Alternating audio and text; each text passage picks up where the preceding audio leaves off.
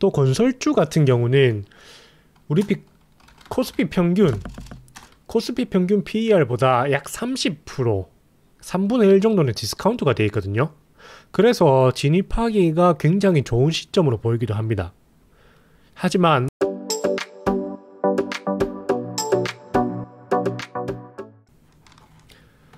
안녕하십니까. 2021년 코스피 지수 하락에도 불구하고 28%의 수익을 낸 투자자의 심리를 읽는 투자, 차분한 투자자입니다.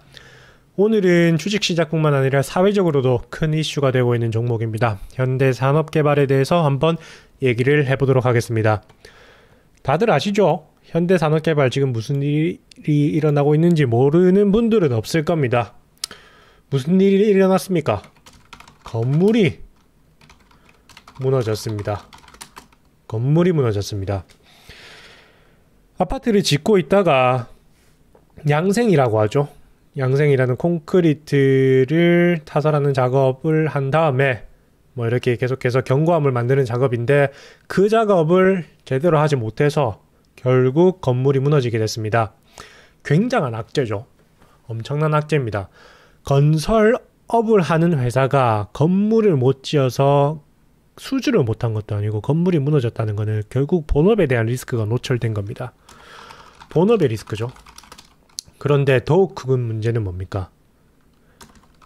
우리가 이 종목에 대해서 이미 불안감을 가지고 있었다. Y. 바로 작년 6월이었습니다. 작년 6월에 이 회사가 또 무슨 일을 저질렀습니까? 재건축 때문에 건물 철거를 하다가 그 철거 중인 건물이 또 무너지게 됩니다. 그래서 사망자를 냈죠. 이번에도 사망자를 냈습니다. 이게 솔직한 말로 처음 일어나는 일이었었으면 시장에서도 이만큼 반응을 하지 않았을 겁니다. 우리가 어떤 사건 사고가 터지면, 특히 악재 같은 경우가 터지면 그 당시에는 사람들이 엄청나게 비난을 합니다. 이게 프로세스가 비난을 하죠.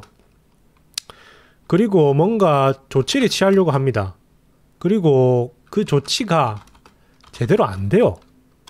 이거를 제대로 해가지고 회사 자체가 바뀐다, 산업이 바뀐다, 이런 경우는 잘 없습니다. 그냥 어중이 떠중이로 몇 년이 지납니다. 또 한 1, 2년 지나죠. 그러면 어떻게 돼요? 사람들이 망각합니다. 사람은 망각에 도 머무르지 않습니까? 이렇게 망각을 해버리고 나면 우리는 뭡니까? 주식 투자자입니다. 결국 주가는 제 자리로 돌아온다. 이거를 보여주는 게 작년에 하락이 조금 있었죠. 차트 잠깐 한번 볼게요. 제가 삼성물산으로 띄워놨네요. 자, HDC 현대산업개발 작년 6월 10일이었습니다. 제가 아직 기억하고 있거든요. 그렇게 하고 어떻게 됐습니까? 주가가 조금 떨어지는 것 같더니면 살짝 반등을 주죠. 네. 근데 이거는 사실 의미가 없는 거고, 이때부터 하락을 좀 하기 시작합니다. 쭉쭉쭉쭉쭉 빠지다가, 사실 이번에 사고가 없었더라면 저는 지난번에 재건축 건물 붕괴 이슈는 끝이 났을 거라고 생각을 해요. 결국 사람들에게 잊혀질 타이밍이었었거든요. 그런데 아쉽게도 회사 입장에서는 정말 아쉽게도 새로운 사고가 터지면서 이제는 정말 알 수 없는 미궁 속으로 저는 빠졌다고 봅니다. 우리가 이렇게 악재가 터지면, 자, 악재가 터집니다. 그러면 이 악재는 제일 먼저 확인을 해봐야 될 것이 본업에 대한 악재인가 아닌가에 대해서 한번 판단을 해봐야 돼요. 뭐 악재는 계속해서 터지고 있기 때문에 조금 더 과거로 돌아가 보면 카카오, 신세계 같은 경우도 악재가 터졌었죠. 카카오 같은 경우는 대표자의 매도세가 이어지기 시작했고, 신세계는 정영진 부회장의 SNS 멸공이라는 단어의 언급으로 인해서 또다시 주가에 문제가 조금 생겼었습니다. 그런데 이것들은 어떤 문제입니까? 본업에 대한 이슈는 아닙니다. 카카오의 본업이 뭡니까? 카카오톡이거든요. 카카오톡으로 인해서 벌어들이는 수익입니다. 신세계는 뭡니까? 신세계 백화점, 그리고 뭐 아니면 이마트. 이러한 소비재 제품을 팜으로 인해서 벌어들이는 이익이 본업입니다. 그런데 주가, 매도, 대표자의 매도, 대표자의 SNS 활동에 대한 거는 본업에 대한 리스크가 아니죠. 이번에 현대산업개발의 경우에는 어떻습니까? 건설사가 건설을 잘못한 겁니다. 그래서 본업에 대한 악재입니다. 본업에 대한 악재가 아닐 때는 이게 단기적으로 끝날 가능성이 많아요. 그래서 이런 종목들은 저도 가끔씩 진입을 합니다. 이렇게 본업의 악재가 아닐 때는 들어가서 반등을 먹고 나오는 경우도 있는데, 본업에 대한 악재는 장기적으로 갈 수가 있다라고 보거든요. 정말 조심해야 됩니다. 지금 이게 단순히 그 동만 문제가 있는 게 아니죠. 이제 건설 완료할 때까지 주변 동도 입주를 못합니다. 제대로 지어졌다고 한들 입주를 못합니다. 그렇게 되면 이게 주민들한테 내는 위약금도 있을 것이고, 브랜드 이미지 실추로 인한 손실, 그리고 추후 계약에 대한 악영향은 말할 것도 없고요. 누가 이 현대산업개발이 지은 아파트에 들어가서 살고 싶어 하겠습니까? 저도 지금 당장 그 광주에 있는 아파트를 준다라고 하면 가서 살 자신이 없습니다. 그만큼 이게 정말 큰일이고, 브랜드 이미지뿐만 아니고 회사 전반적인 정말 큰 악재라고 보입니다. 그래서 저는 이게 장기적인 악재인 거는 어느 정도 명확한 부분이고, 현대산업개발에 들어가는 거는 아마 조금 자제를 하는 게 좋지 않을까라고 생각을 해봅니다. 자, 그럼 우리는 이제 현대산업개발에 넘어서 건설업의 경기가 어떠냐에 대해서 한번 생각을 해볼 필요가 있습니다. 자, 건설업 한번 보시죠. 건설업 같은 경우는 대표적인 경기 순환주죠. 이게 좋을 때도 있고 나쁠 때도 있습니다.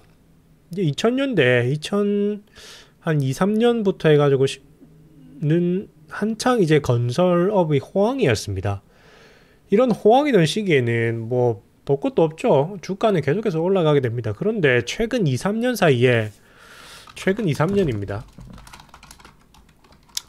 사이 건설업이 완전 맛이 갔다 라고 볼 수 있습니다. 그런데 이게 2020년 이후에 오피스텔이라든가 지방의 분양 시장은 또 경기가 괜찮아요. 네. 오피스텔, 지방 분양. 그래서 수준은 굉장히 뭐 나쁘지 않습니다. 3기 신도시도 있잖아요. 3기 신도시의 수주 물량도 있고 해서 크게 나쁜 수준 아니거든요. 그리고 주가라는 게 미래의 희망을 먹고 사는 가격이기 때문에 증권가에서도 지금 공급 부족으로 인해서 주택 공급 외치고 있습니다. 그래서 이게 해소되면 당연히 수혜를 받을 거라고 예상을 하고, 대선을 하게 되면 또 다른 이렇게 불안식선도 해소가 되면서 장밋빛 전망을 그리고 있는 측면도 있습니다. 또 건설주 같은 경우는 우리 코스피 평균 PER보다 약 30%, 3분의 1 정도는 디스카운트가 되어 있거든요. 그래서 진입하기가 굉장히 좋은 시점으로 보이기도 합니다.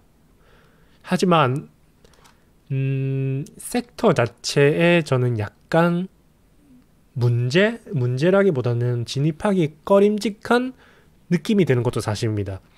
자, 우리가 PER은 할인이 많이 되어 있다, 사실이죠. 보시게 되면 2021년 실적 기준으로 해버리면 PER이 4입니다. 작년에도 7이었고요. 재작년엔 2, 6.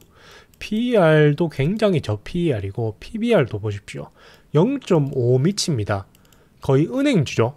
금융업입니다. 금융업. 뭐 건설도 이게 독자는 그냥 금융업이라고 부르기도 하는데, 어찌됐든 굉장히 금융업에 가까울 정도로 낮은 PER, PBR을 보여주고 있습니다. 그렇기 때문에 언뜻 진입하기 굉장히 좋은 주식으로 보일 수도 있는데, 이게 좀 애매하죠. 섹터가 애매해요. 네. 우리가 지금 주목하고 있는 섹터는 어떻습니까? 4차 산업, 5차 산업이라고 적었네요. 4차 산업, 메타버스, 뭐 이러한 섹터들이거든요. 근데 이런 섹터들에 비해서 건설업은 크게 영향을 받을 건덕지가 없습니다. 산업이 발전하면 물론 건설의 현장에 사용되는 기계라든가 이러한 것들이 발전을 하겠지만 이게 실질적으로 4차 산업이랑 상관이 있냐? 그런 건 아니거든요. 그리고 건설주를 저는 조금 꺼리는 이유 중에 하나가 이게 생각보다 굉장히 예측 불가능한 업종입니다. 예측 불가능입니다. 왜냐?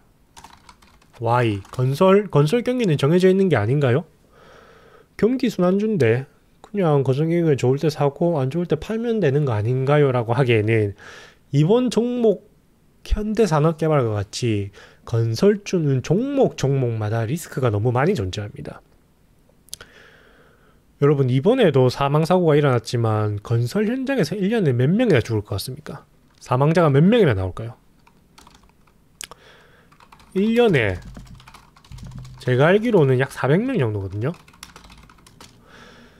물론 한 회사에서 나오는 건 아닌데 1년에 400명 정도의 사망자를 내는 업종이 건설업입니다. 지금 정부에서 내리고자 하는 목표가 1년에 300명대입니다. 그만큼 사망사고가 많은 업종이고 이런 식으로 사건 사고가 크게 뉴스에 보도돼 버리면 종목 10% 20% 빠지는 거는 일도 아닙니다. 지금도 우리 하루에 한 명입니다. 사망자가 하루에 한 명꼴로 사람이 죽고 있는 상황에서 예측하기가 굉장히 어려운 종목이 아닌가, 리스크를 굉장히 많이 안고 있는 주가 아닌가 라는 생각이 들면서 저는 장기 투자를 하기는 조금 어렵다고 보거든요. 이게 사망사고도 있고, 그리고 건설업 같은 경우가 이제 또 하청에 하청을 주지 않습니까? 문제의 소지가 많은 종목입니다. 그래서 제가 일반적으로 다른 종목 들어가시는 분들은, 아니면 저도 다른 종목을 들어갈 때는 조금 원래는 둔감하게 합니다. 원래는 둔감하게 투자를 하는데 건설주는 좀 민감하게 반응을 할 필요가 있지 않나 라고 생각을 합니다. 이러한 악재들이 나왔을 때는 어느 정도 빠르게 처분을 하는 것도 나쁜 선택은 아니지 않나 라고 생각을 해봅니다. 자, 어떻게 보면 우리가 주식 투자를 하면서 뭐 이런 말들이 있잖아요. 호재는 뉴스에 뜬 이상 더 이상 호재가 아니다. 악재도 마찬가지고, 지금 이 악재 같은 경우는 장기적으로 갈 것 같긴 하지만 이미 나올 수 있는 악재는 나왔다고 생각을 합니다. 여기서 건물이 추가적으로 무너지지도 않을 거고, 추가적으로 건물이 무너진다면 그냥 그때는 뒤도 돌아볼 필요 없죠. 근데 이미 회사에서도 뭐 그게 절대 잘했다는 게 아니죠. 정말 100번 사죄하고 보상을 해도 모자랄 사고가 터졌는데, 이번에는 아마 회사에서도 뭐 조금 긴장을 하고 있을 겁니다. 그게 실제로 회사의 전반적인 분위기를 바꾸진 못할지라도 지금 이 사고를 넘어가기 위해서 결국 회사는 노력을 하게 될 것이고, 더 이상의 악재는 아마 안 터지도록 주의를 할 겁니다. 그래서 우리가 봐야 될 거는 이제 앞으로 이 회사가 대처를 어떻게 할 것이며, 이 대처가 수급에 영향을 어떻게 줄 것인지. 물론 주가가 빠지면서 개인들이 사는 거는 이제는 어쩔 수 없는 사실입니다. 이렇게 주가가 빠질 때 사실 사면 안 되거든요. 개파락이 떴을 때, 여러분 여기서 차트 이야기를 잠깐 하면, 차트 분석을 하는 책들이 많잖아요. 그 책들이 다 맞는 건 아니죠. 저는 대부분 다 말도 안 되는 소리라고 생각을 하는데, 몇 가지 그래도 좀 주의 깊게 봐야 된다고 생각하는 게, 이렇게 개파락이 이어지고 급락이 추가적으로 이어진다면 그 종목은 이건 들어가는 거는 저는 아니라고 보거든요. 보통 이런 타이밍에 개미분들이, 우리 소액 주주분들이 들어가는 거는 그냥 단기적인 반등을 노리고 들어가는 겁니다. 근데 단타는 여러분 해보시면 이게 하루 이틀이 아니고 몇 년을 해보시면 아마 느끼실 겁니다. 단타로는 돈을 벌기가 굉장히 어렵습니다. 저도 단타를 했을 때는 승률은 높았습니다. 이게 승률은 50%가 넘어요. 그런데 그 수익을 길게 끌고 가지를 못합니다. 그러나 한번 물리면 어떻습니까? 손실은 길게 가지고 가거든요. 그래서 이렇게 반등을 보고 지금 개인들이 또 계속 샀죠. 네, 3일 동안 계속 샀습니다. 이렇게 샀는데 반등을 줄지 안 줄지는 시장의 마음입니다. 그래서 알 수는 없지만 너무 빨리 진입하지 않았나. 반등을 줄 때 이러한 악재가 호재로 바뀔 때 아니면 회사의 대처가 완벽하게 끝났을 때 진입해도 좋았을 텐데 라는 생각을 한번 해봤습니다. 자, 오늘은 현대산업개발의 주가 그리고 전반적인 건설업이죠. 건설주에 대해서 한번 살펴봤습니다. 앞으로 뭐 건설주 같은 경우는 저평가가 돼 있다고 생각을 하기 때문에 굳이 들어가실 거면 저는 현대산업개발을 이렇게 진입하시는 것보다는 현대산업개발의 브랜드 이미지가 하락함으로 인해서 조금 수혜를 받을 수 있는 다른 회사들도 많잖아요. GS건설. GS건설도 있고 GS건설도 나쁘지 않은 회사입니다.